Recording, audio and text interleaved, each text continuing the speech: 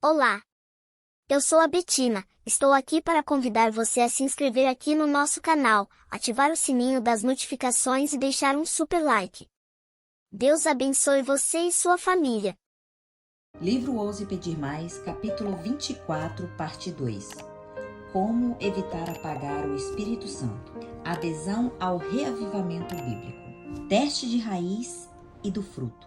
É importante lembrar que uma contrafação poderosa é uma imitação de algo genuíno ainda mais poderoso e com pequenas diferenças. Em vez de desconsiderar rapidamente um reavivamento genuíno por causa de suas semelhanças com os movimentos não bíblicos, ou aderir erroneamente a um reavivamento falso, porque ele parece ser genuíno, e promover a Cristo, precisamos procurar as diferenças que revelam o verdadeiro coração do movimento. Ellen White escreveu: muitos são fanáticos, são consumidos por um ardente zelo, o qual é tomado por religião, mas o caráter é a verdadeira prova do discipulado. Têm eles a mansidão de Cristo? Tem sua humildade e suave benevolência? Está o templo da alma vazio de orgulho, arrogância, egoísmo e crítica? Caso não seja assim, eles não sabem de que o Espírito são. Não compreendem o verdadeiro cristianismo. Consiste em produzir muito fruto para a glória de Deus. Precisamos nos lembrar de que, a fim de compreender verdadeiramente a diferença entre o reavivamento falso e a obra verdadeira e genuína de Deus, a qual queremos permanecer, necessitamos fazer um teste de raiz e fruto. Em outras palavras, precisamos perguntar: qual é o fundamento que dá raiz a este movimento e qual é o fruto na vida de quem o professa? Há muitos movimentos de reavivamento que parecem nobres e acontecem no cristianismo hoje em dia. Embora pertencem bons à primeira vista, certifique-se de que estejam firmemente enraizados na verdade bíblica. Tome cuidado com qualquer movimento que afirme que tudo se resume em Jesus ou a Jesus, pois tem a tendência de criar ceticismo e dúvida em relação à palavra de Deus, ou a de minimizar outras doutrinas bíblicas distintiva e a verdade em prol de maior união e amor. Ellen White escreveu: a verdade presente e a mensagem especial dado ao mundo, inclusive a terceira mensagem angélica, abrange um vasto campo que contém tesouros celestiais. Ninguém que diga, não quero ter ligação nenhuma com essas verdades, pregarei somente a Cristo, pode ser desculpado. Qualquer movimento que alegue exaltar Jesus, mas menospreza a verdade que ele ensinou, não está edificado sobre a palavra. Nossas doutrinas estão centradas em Jesus. Ele é a parte mais importante. E com frequência, nós o esquecemos e a nossa atenção está nas próprias obras, em vez de na sua justiça. O evangelho que dilui as doutrinas que Jesus nos chamou a adotar e defender apenas para alcançar mais pessoas é enganoso e neutralizador. Reflita no seguinte: nas verdades de sua palavra, Deus deu aos homens a revelação de si mesmo, e todos os que aceitam servem de escudo contra os enganos de Satanás. Foi a negligência dessas verdades que se abriu a porta aos males que tanto estão se negligenciando agora no mundo religioso. Tem-se perdido de vista, em grande parte, a natureza e a importância da lei de Deus. Uma concepção errônea do caráter e vigência da lei divina tem ocasionado erros quanto à conversão e à santificação, resultado em baixar na igreja a norma da piedade. Aqui deve encontrar-se o segredo da falta do Espírito e do poder de Deus nos reavivamentos em nosso tempo. Conseguiu entender? Falta-nos o poder do Espírito porque não entendemos o seu caráter e menosprezamos a sua lei divina. Essa é a chave.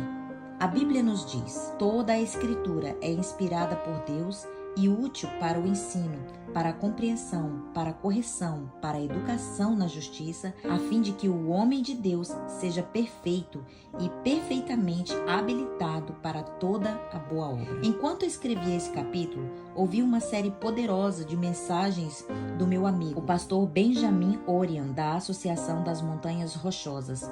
Ele falou sobre muitas pessoas hoje que se envolvem em discussão sobre a validade da Bíblia ou sua relevância para a cultura atual. Em consequência, perdem de vista todo o propósito e objetivo da mensagem. E é exatamente isso que Satanás quer que aconteça. Acho que deve ser por isso que Ellen White escreveu: Irmãos, apegai-vos à Bíblia, tal como ela reza. Parai com vossas críticas relativamente à sua validade e obedecei à palavra, e nenhum de vós se perderá. Faremos bem em dar ouvidos a estes conselhos. Em outro lugar, ela escreve: a obediência é a prova do discipulado, é a observância dos mandamentos que prova a sinceridade de nossas profissões de amor. Quando a doutrina que aceitamos mata no coração o pecado, purifica a alma da contaminação, dá frutos para a santidade, podemos saber que é a verdade de Deus. Lembre-se, Cristo é a raiz e o fruto é a obediência. Não se apegue ao espírito com descrença. Quando oramos seguindo o padrão das Escrituras, humilhando-nos diante do trono de Deus e reconhecendo que dentro de nós não há bem nenhum, o Espírito Santo falará a nós dia após dia. É a obra do Espírito Santo dentro do nosso coração que nos atrai a Deus. Não temos nenhum anseio de santidade dentro de nós. É o Espírito Santo que nos dá. Filipenses 2:13. É nosso companheiro dia após dia, mostrando-nos o caminho que devemos seguir e nos convencendo do pecado. Nem sei contar quantas vezes já orei pedindo a Deus para me dar sabedoria ou me mostrar como avançar no ministério.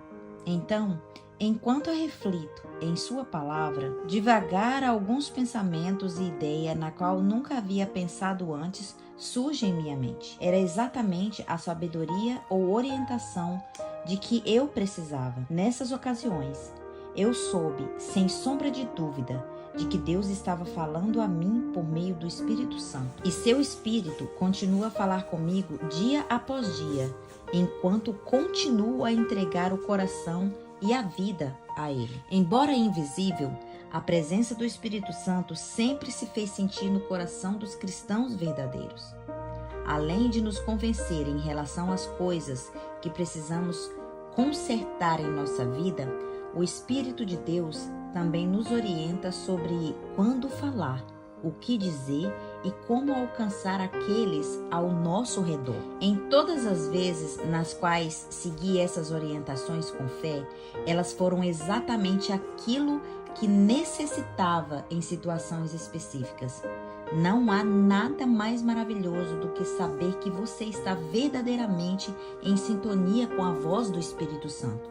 Ellen White escreveu: Deus emprega diferentes instrumentos para efetuar a salvação de homens. Fala-lhes por meio da sua palavra e de seus pastores, e envia pelo Espírito Santo mensagens de advertência, reprovação e instrução.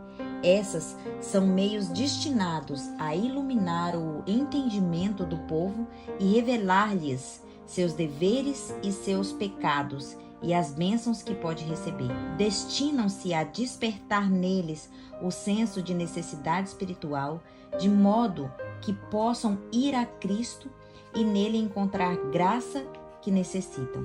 Há mais de 100 anos, a Igreja recebeu a advertência. Há no tempo presente um estado quase universal de descrença a respeito do Espírito Santo, sobretudo na manifestação dos dons. A descrença tira o Espírito de Deus da mente. Ela apaga o Espírito e deixa as massas expostas aos enganos desses últimos dias. Mais uma vez, aqueles que pela descrença apagam o Espírito nesses últimos dias estarão desprezados para compartilhar as grandes bênçãos que Deus prometeu por intermédio do profeta Joel, citado por Pedro.